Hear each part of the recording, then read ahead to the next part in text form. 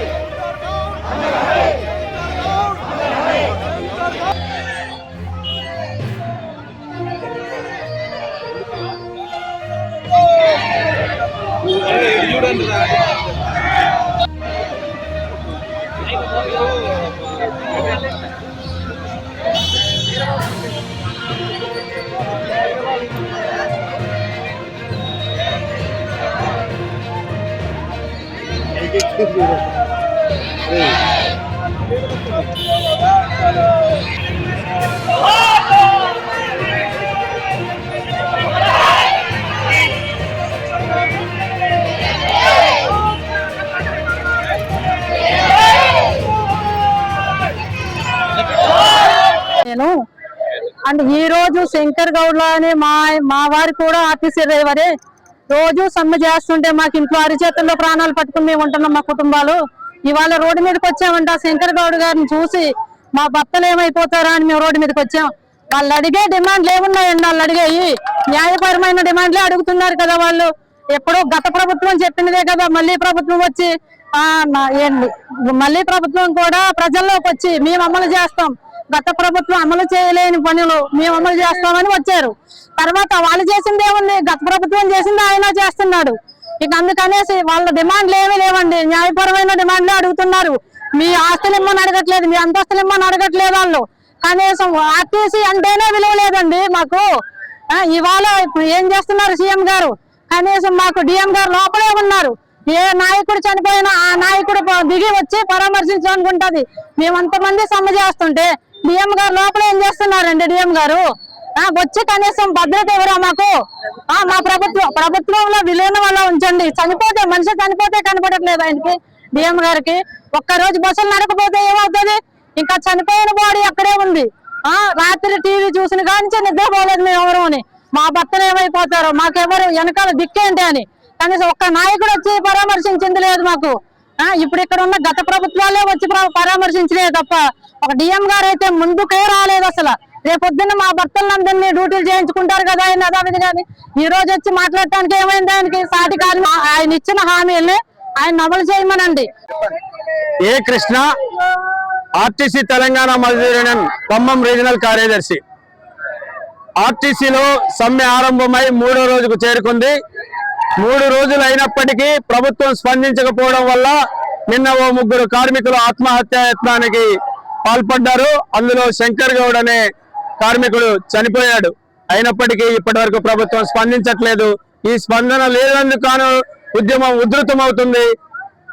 కాబట్టి తక్షణమే ఆర్టీసీ కార్మికుల చర్చలకు పిలవాలని ఈ సందర్భంగా డిమాండ్ చేస్తున్నాం. అసలు ఈ సమ్మె ఎందుకు ఆరంభమైందంటే గతంలో 55 రోజుల సమ్మె జరిగినప్పుడు ఆర్టీసీని ప్రభుత్వంలో విలీనం చేయాలని, పెండింగ్ లో ఉన్న పే స్కేళ్లను అమలు చేయాలని, అదేవిధంగా కేసీఆర్ గారు రద్దు చేసినటువంటి సంఘాలను ప్రజాస్వామ్య పద్ధతిలో సంఘాలను అనుమతించాలని, సంఘాలకు గుర్తింపు సంఘ ఎన్నికలు జరపాలనే ప్రధానమైన డిమాండ్లు, అదేవిధంగా ఆర్థిక పరమైన ఉద్యోగ భద్రతకు సంబంధించినటువంటి ప్రధానమైన డిమాండ్లతోటి ఇవాళ మేము సమ్మె నోటీస్ ఇచ్చాం. సమ్మె నోటీస్ ఇచ్చి 45 రోజులు దాటినప్పటికీ ఇప్పటి వరకు ఏమీ చేయకుండా ఈ 2 రోజుల క్రితం మేము IAS కమిటీ వేస్తామని మళ్ళీ కాలయాపన కోసం మాత్రమే చూస్తుంది తప్ప ఇప్పుడున్నటువంటి సమస్యల పరిష్కారం కోసం ప్రభుత్వం శ్రీకారం చుట్టలేదు.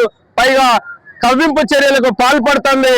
ఎందుకంటే ఇవాళ బస్సుల్లో టికెట్లు కొట్టకపోయినా పర్వాలేదు, ఖాళీ బస్సులైనా తిప్పుతామని 2 రోజుల నుంచి ఖాళీ బస్సులను తిప్పుతూ మగవాళ్లకు ఆడవాళ్లకు ఎవరికి టికెట్లు లేకుండా తిరుగుతుంది. ఈ సంస్థకు వచ్చే నష్టం ఎవరు బాధ్యులు? ఈ ప్రభుత్వం కావాలని సమ్మెను విచ్ఛిన్నం చేయడం కోసం చేస్తున్నటువంటి కుట్రలో భాగంగా ఈ సంస్థని పూర్తిగా నష్టాల్లోకి నెట్టడం కోసం కంకణం కట్టుకుంది. ఈ సంస్థను ప్రైవేట్ పరం చేయడం కోసం ఓ పక్క కుట్రపూరితమైన ఆలోచనతో ఇటువంటి పన్నాగం పన్నుతుందని స్పష్టంగా అర్థమవుతుంది. ఇవాళ మేము ఒకటే చెబుతున్నాం, ఇది ప్రజారంగ రవాణా సంస్థ, ఇది ప్రజల సంస్థ, ఇది ప్రజల కోసం ఉన్నటువంటి సంస్థ. ఈ సంస్థను కాపాడుకోవాల్సిన బాధ్యత ప్రజల మీద, ప్రజాస్వామికవాదుల మీద, ప్రతిపక్ష పార్టీల మీద, ప్రజా సంఘాల మీద ఉన్నదనే దాన్ని అందరూ గుర్తించారు. ఇవాళ ప్రజలందరూ రోడ్ల మీదకి వస్తున్నారు. ఈ సమయంలో ఇప్పటికైనా ప్రభుత్వం మేము ప్రజాపాలన, మా ప్రభుత్వం ప్రజాపాలనతో కూడింది, ప్రజల కోసం ఉన్నామని చెప్పుకున్నటువంటి నాయకులారా ఇప్పటికైనా చిత్తశుద్ధితో ఈ కార్మిక సంఘాలతోటి, ఈ ఆర్టీసీ కార్మికులతో చర్చలు జరపాలని ఈ సందర్భంగా డిమాండ్ చేస్తున్నాను. లైక్ చేయండి, షేర్ చేయండి, సబ్స్క్రైబ్ చేయండి. మరిన్ని వీడియోల కోసం బెల్ సింబల్ పై క్లిక్ చేయండి.